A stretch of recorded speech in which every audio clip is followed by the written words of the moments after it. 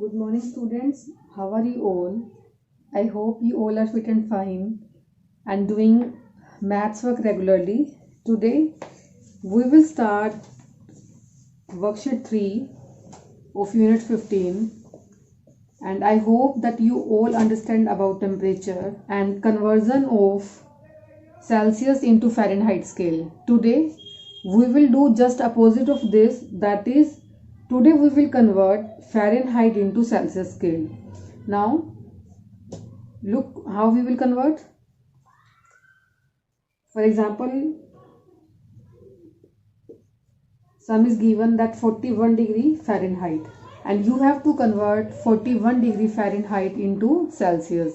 Then how will you convert? Just opposite of second worksheet में हम दो step कर रहे थे. फर्स्ट स्टेप में गिवन नंबर को 9/5 से मल्टीप्लाई किया था, फिर सेकेंड स्टेप में 32 ऐड किया था. इसमें जस्ट अपोजिट होगा. फर्स्ट स्टेप में क्या करेंगे, जो भी आपको नंबर गिवन है सबसे पहले हम क्या करेंगे, उस नंबर में से 32 कट करेंगे. ठीक है, जो कल हमने वर्कशीट की थी उसका जस्ट अपोजिट है. उसमें सेकेंड स्टेप में हम ऐड कर रहे थे, बट इसमें हम फर्स्ट स्टेप में करेंगे और क्या ऐड नहीं करेंगे, क्या करेंगे, इसके अंदर हम कट करेंगे. तो कट करो, 41 में से 32 कट करोगे तो कितना आएगा, 9. उसके बाद स्टेप सेकेंड में क्या होगा, सेकेंड स्टेप में आपका फर्स्ट स्टेप में जो आंसर आया उस नंबर को मल्टीप्लाई करोगे 5/9 से, जबकि लास्ट जो हमने कल वर्कशीट की थी उसमें मल्टीप्लाई कर रहे थे किससे, 9/5 से. यहाँ मल्टीप्लाई करेंगे 5/9 से. तो कैंसिलेशन, 9 से 9 कैंसिल, कितना रह गया, 1 पे कट हुआ ये, 5 1 इज 5 डिग्री सेल्सियस. स्केल आपको गिवन था फ़ारेनहाइट, और फ़ारेनहाइट स्केल को हमने कन्वर्ट कर दिया किसमें, सेल्सियस में. तो आंसर कितना आ गया, 5 डिग्री सेल्सियस. फर्स्ट सम क्लियर है. नेक्स्ट है सेकेंड. सेम 113 डिग्री फ़ारेनहाइट आपको गिवन है. स्टेप 1 में क्या करेंगे हम, स्टेप 1 में 113 में से कट करेंगे 32, तो कितना रह जाएगा, 1 में से 1 कट करो, 3 में से 2 गया 1, 11 में से 3 गया 8, 81 हो गया. सेकेंड स्टेप में हम क्या करते हैं, स्टेप सेकेंड, फर्स्ट स्टेप का जो आंसर आया उस आंसर को मल्टीप्लाई करेंगे 5/9 से. नाउ कैंसिलेशन, 9 1 इज 9, 9 9 जा 81 एंड 9 5 जा 45. So our answer is 45 degree Celsius. Fahrenheit scale को हमने कन्वर्ट किया किसमें, सेल्सियस स्केल में. इसी तरह से सी पार्ट है. सी पार्ट में आपको गिवन है 95 degree Fahrenheit. So first step will be, in first step subtract 32 from 95. When we will subtract 32 from 95, then answer will be 5 में से 2 कट किया 3, 9 में से 3 कट करेंगे 6, 63. And in second step, what we will do, we will multiply the given answer in first step by 5/9. Now cancellation, 9 1 is 9, 9 7 are 63 and 7 5 are 35. So our answer is 35 degree Celsius. We convert Fahrenheit scale into Celsius scale. Next is D part. In D part, you have to convert 212 degree Fahrenheit. As you know that 200 degree Fahrenheit is a boiling point of water. Water, आप वैसे generally हम जो बात करते हैं, water boil कितने पे होता है, 100 डिग्री सेल्सियस पे. और अगर फ़ारेनहाइट स्केल में देखें तो फ़ारेनहाइट स्केल में वाटर बॉईल कितने पर होता है, 200 डिग्री फ़ारेनहाइट पर बॉईल होता है. ठीक है, अब कन्वर्ट करते हैं इसको हम सेल्सियस में. So our first step will be, in first step we will subtract 32. So our answer is 2 में से 2 कट करेंगे 0, 11 में से 3 गया 8, यहाँ रह गया 1, 180. And in second step what will you do?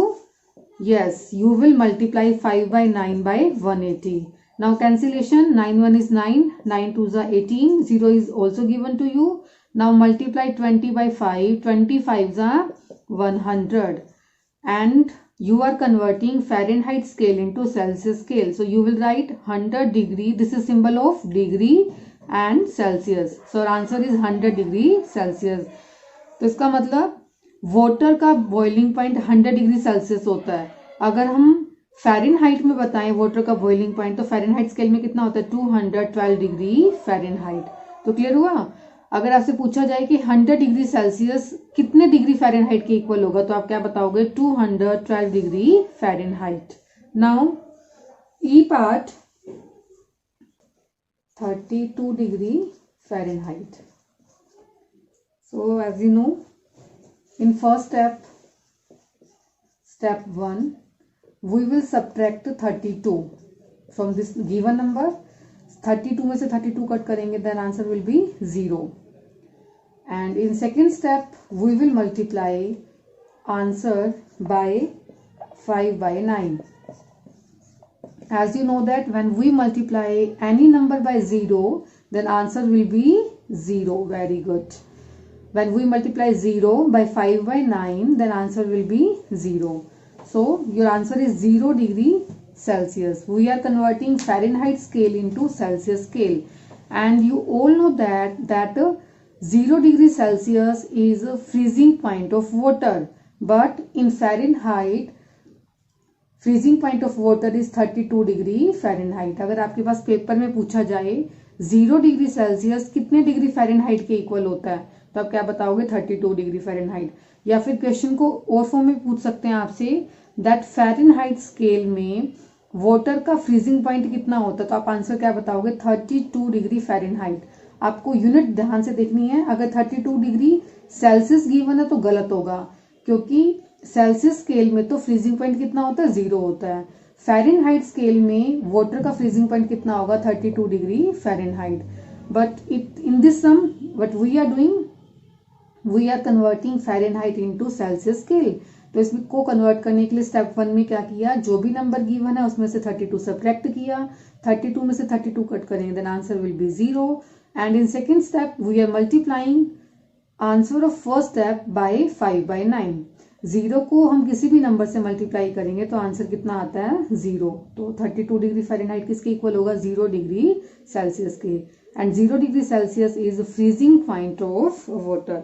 Now last some is 22 degree Fahrenheit. So step 1 will be what you will do in step 1, yes, you will subtract 32 from given number.